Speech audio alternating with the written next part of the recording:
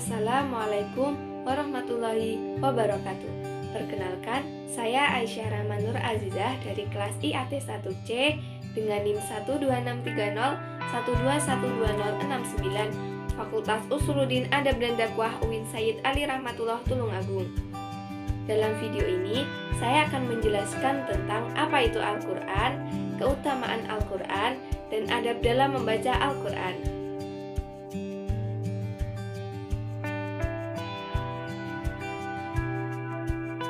Yang pertama, pengertian Al-Quran. Apa sih Al-Quran itu? Menurut Mana Khalil Al-Qattan dalam kitab Mambahith fi Ulumil Quran, membagi pengertian Al-Quran menjadi dua, yaitu pengertian secara bahasa dan pengertian secara istilah. Menurut bahasa, Al-Quran berasal dari bahasa Arab, yaitu qiraah yang berarti bacaan. Untuk masdar dari kata qara'a, qiraatan, Qur'anan yang diartikan sebagai himpunan huruf-huruf, kata-kata, dan membentuk susunan kalimat secara tertib agar tersusun secara rapih dan benar. Sedangkan menurut istilah, Al-Quran ialah firman Allah yang bernilai mukjizat yang diturunkan kepada Nabi Muhammad melalui malaikat Jibril yang tertulis dalam mushaf. Riwayatannya mutawatir atau terjaga mulai dari Rasulullah sampai kepada kita. Membacanya dinilai ibadah, dimulai dari surah Al-Fatihah dan diakhiri surah An-Nas. Namun, seiring dengan perkembangan zaman, pengertian Al-Quran berbeda dengan pendapat Fazlur Rahman, seorang tokoh pembaharu dan penafsir kontemporer asal Pakistan. Menurutnya, pengertian Al-Quran merujuk pada ayat dalam Al-Quran sendiri, yaitu pada Quran Surah Asy-Syu'ara ayat 192-196 yang berbunyi, Bismillahirrahmanirrahim. Wa innahu latanzilu rabbil alamin nazala bihil ruhul amin ala qalbika litakuna minal munzirin bilisanin arabiyyin mubin wa innahu lafi zuburil awwalin.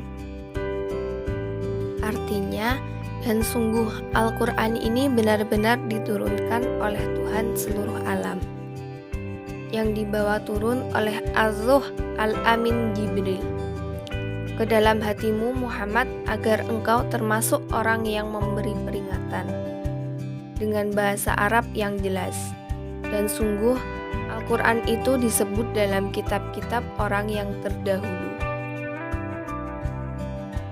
Dari ayat tersebut dapat disimpulkan, Al-Quran adalah kalam Allah Subhanahu wa Ta'ala yang diturunkan melalui malaikat Jibril kepada Nabi Muhammad sebagai peringatan untuk umat manusia dengan menggunakan bahasa Arab dan mencakup kitab-kitab terdahulu, yaitu Taurat, Zabur, dan Injil. Yang kedua, adab dalam membaca Al-Quran. Adab membaca Al-Quran. Yang pertama, yaitu mengikhlaskan niat hanya kepada Allah Subhanahu wa Ta'ala. Yang kedua, menutup aurat dengan berpakaian yang sopan. Mengapa demikian?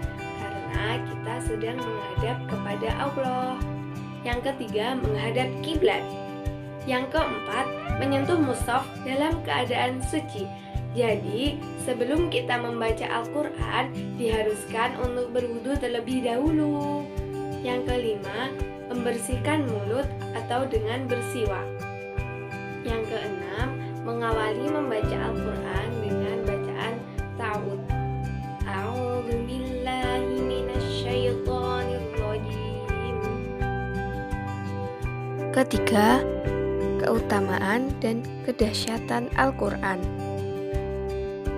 Allah Subhanahu wa Ta'ala berfirman dalam Quran surat Al-Hasyr ayat 21.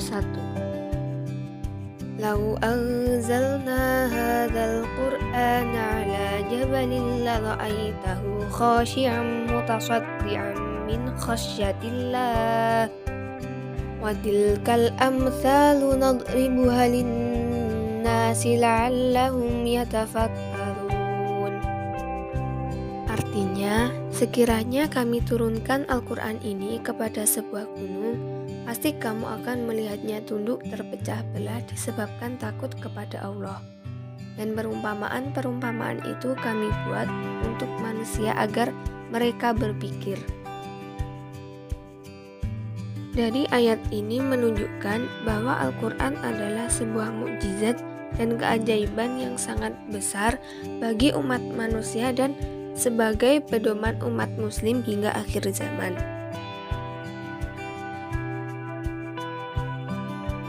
Selanjutnya adalah Al-Quran sebagai kemuliaan.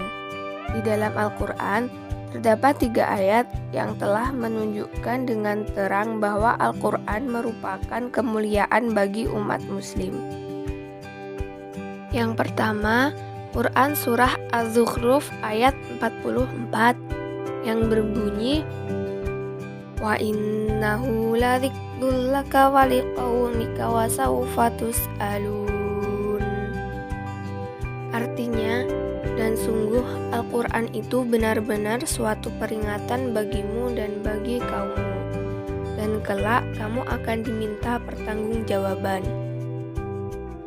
Yang kedua adalah Quran Surah Al-Anbiya ayat 10 yang berbunyi, "Laqad anzalna ilaikum kitaban fihi dzikrukum afala ta'qilun." Yang artinya, sesungguhnya telah kami turunkan kepadamu sebuah kitab Al-Quran yang di dalamnya terdapat sebab-sebab kemuliaan bagimu. Maka, apakah kamu tiada memahaminya? Yang ketiga adalah Quran Surat Shad ayat 1 yang berbunyi, "Shad wal Qur'ani dzidzikr." Yang artinya, Shad, demi Al-Quran yang mengandung peringatan. Dari ketiga ayat tersebut dapat disimpulkan bahwa Al-Quran memiliki nilai yang agung, mulia, sebagai peringatan bagi hamba-hambanya, mengajarkan ilmu yang dibutuhkan manusia mengenai nama-nama dan perbuatan Allah Subhanahu wa Ta'ala, serta ilmu tentang hukum-hukum syariat dan pengetahuan tentang hari kiamat dan hari pembalasan. Selanjutnya, Al-Quran sebagai petunjuk dan penawar. Dijelaskan dalam Quran Surat Fussilat ayat 44 yang berbunyi, "Qul huwa lilladzina amanu hudan wa shifaa walladzina la yu'minuna fi adhanihim waqru wa huwa 'alaihim 'ama ulaika yunadawna min makanin ba'id." Yang artinya, katakanlah, Al-Quran adalah petunjuk dan penawar bagi orang-orang yang beriman. Dan orang-orang yang tidak beriman, pada telinga mereka ada sumbatan, sedang Al-Quran itu suatu kegelapan bagi mereka. Selanjutnya, Al-Quran memberi syafaat di dunia dan di akhirat. Dari Abu Umamah Al-Bahili, Rasulullah Shallallahu Alaihi Wasallam bersabda, "Bacalah Al-Quran, maka sesungguhnya ia akan datang di hari kiamat memberi syafaat kepada pembacanya." Hadis sahih diriwayatkan oleh Imam Muslim. Dari hadis ini dapat kita ambil pelajaran bahwa sebaik-baik teman adalah Al-Quran. Al-Quran bisa kita jadikan teman terbaik fit dunya qarina, wa fil qabri munisa, wa fil qiyamati syafi'a, wa ala sirati nura, wa inal jannati rafiqa. Artinya, di dunia sebagai teman sejati, di alam kubur sebagai teman yang menghibur, di hari kiamat sebagai penolong, di Shirathul Mustaqim sebagai cahaya, dan di surga menjadi kawan. Itulah kehebatan Al-Quran. Oleh karena itu, marilah kita mendekatkan diri dengan Al-Quran dan istiqomah dalam membaca Al-Quran. Demikianlah materi yang dapat saya sampaikan mengenai Al-Quran, dan masih banyak lagi keutamaan-keutamaan Al-Quran yang tidak saya sampaikan di sini. Semoga bermanfaat dan semoga kita semua bisa menjadi keluarganya Allah Subhanahu wa Ta'ala. Amin ya Rabbal Alamin. Sekian dulu dari saya. Apabila ada kekurangan, mohon maaf yang sebesar-besarnya, karena kekurangan hanyalah milik saya dan kesempurnaan hanyalah milik Allah Subhanahu wa Ta'ala. Akhirul kalam, wabillahi taufiq wal hidayah. Wassalamualaikum warahmatullahi wabarakatuh.